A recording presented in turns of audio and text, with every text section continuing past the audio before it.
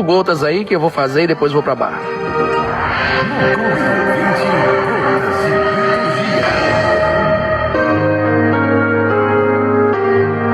Muito bem, agora são 18 horas e 26 minutos. Eu geralmente fico até às 7, né? Normalmente, até às 7 e pouco. O programa sempre termina antes da meia-noite, graças a Deus, nunca passou, graças a Deus. Mas hoje esse padre vai ficar até daqui a pouco só.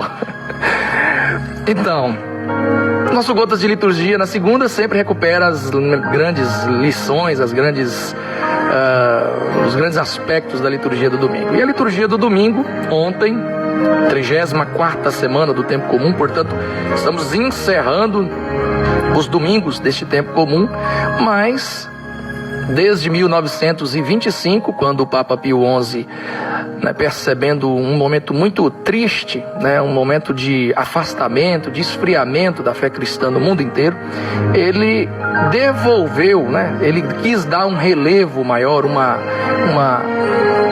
propagação maior dessa realeza de Cristo no universo todo, e essa é a razão da liturgia de ontem, a solenidade de Cristo Rei do Universo. É claro que a gente pode se colocar a questão, se ainda é necessário esse tipo de celebração, essa necessidade de afirmar Jesus como Rei do Universo, a Virgem Maria como Rainha do Universo, se é necessário ainda.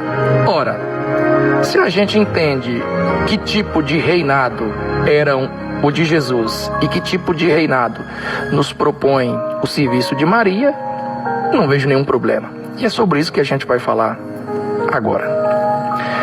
A liturgia de ontem tinha alguns aspectos muito interessantes. A primeira leitura apresentava uma figura muito importante para toda a história de Israel e também para a nossa fé cristã, uma vez que recebemos do judaísmo muitas heranças, e entre elas o carinho e o respeito pelo grande líder do povo de Deus, Davi. Davi, como vocês sabem, filho de Jessé, entre os que foram escolhidos por Samuel, não estava num primeiro momento, mas depois foi apresentado a Samuel como uma figura um tanto quanto frágil, e depois de seu destaque na luta contra Golias, se tornou um homem destacado, um grande guerreiro, um grande combatente, um grande líder, enfim. Depois de um tempo, Davi chegou ao reino da região da Palestina, mais ao sul, principalmente com a capital Jerusalém, que foi tomada, inclusive, na batalha contra os povos que haviam ali, os jebuseus e outros tantos ali, que já haviam sediado aquele lugar, tomado aquele lugar. E a cena que temos na primeira leitura de ontem é que o reino do norte e parte do centro teria perdido a sua assistência real.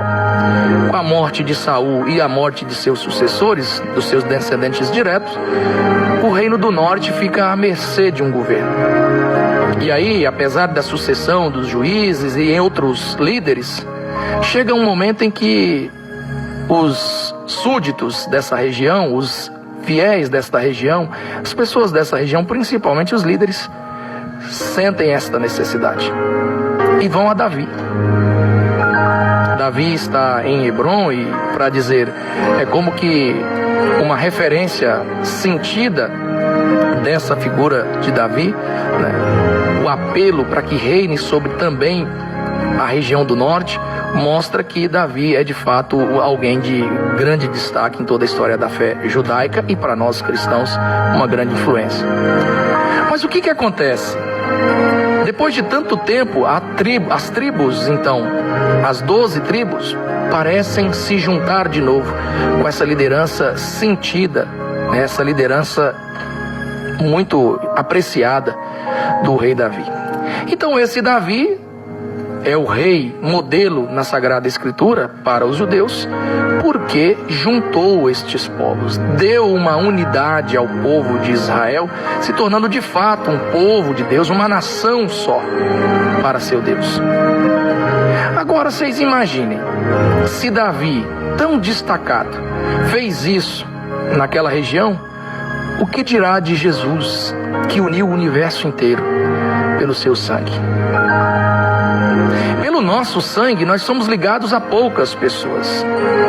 Nós somos ligados a poucas realidades de afeto, de convivência. mas pelo sangue de Jesus, nós nos ligamos a todos. Pela fé em Jesus, nós nos ligamos a todos. E é isso que Paulo apresenta na segunda leitura. Ele está tentando responder a uma questão que Epáfras, o responsável pela comunidade de Colossas, Epáfras leva uma questão muito séria para Paulo. É como se estivesse dizendo assim: Paulo, nossos irmãos estão questionando a centralidade da nossa fé. E é como se eles estivessem necessitando de outras referências, estivessem necessitando de grandes referências como a lei de Moisés, o cumprimento desta lei e os demais líderes. Paulo mostra que Jesus não veio depois de Moisés. Jesus não veio depois de Davi, de nenhum dos profetas. Ele estava desde o princípio. Paulo mostra que ele é o primogênito de toda a criatura, ele é o princípio de todas as obras. Ele veio antes de tudo porque participou de tudo com o Pai e o Espírito. Então Paulo apresenta aos Colossenses que não há necessidade de outras referências. Em Cristo está a nossa centralidade da fé. E aí o Evangelho que tínhamos ontem mostra o lugar desse reinado de Jesus. É claro que poderíamos questionar se Jesus queria esse destaque, esse lugar. Mas os próprios evangelhos mostram que foi dado a ele isso.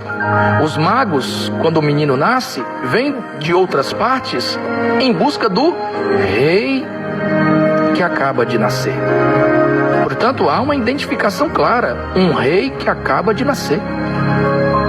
Quando ele é aclamado em Jerusalém, e nós celebramos isso no domingo de Ramos da Paixão do Senhor, ele é aclamado como rei, com as honras e as pompas de rei. Mas olha, aquele que nasce como rei, nasce num coxo. Aquele que é aclamado como rei, não entra novamente como os grandes reis entravam depois das batalhas, montados em cavalos, com uma boa arriata, com uma grande expressividade. Vem montado num jumento, que era um animal do serviço. Mais tarde está diante do julgamento e é questionado de novo por Pilatos: mas tu és rei? E ele diz: sim, eu sou rei. E agora o questionamento está na cruz. Na cruz chega ao ponto mais alto o questionamento de seu reinado. Mas como pode? Primeiro, os chefes, os líderes religiosos questionam: você é rei? Salva-te a ti mesmo.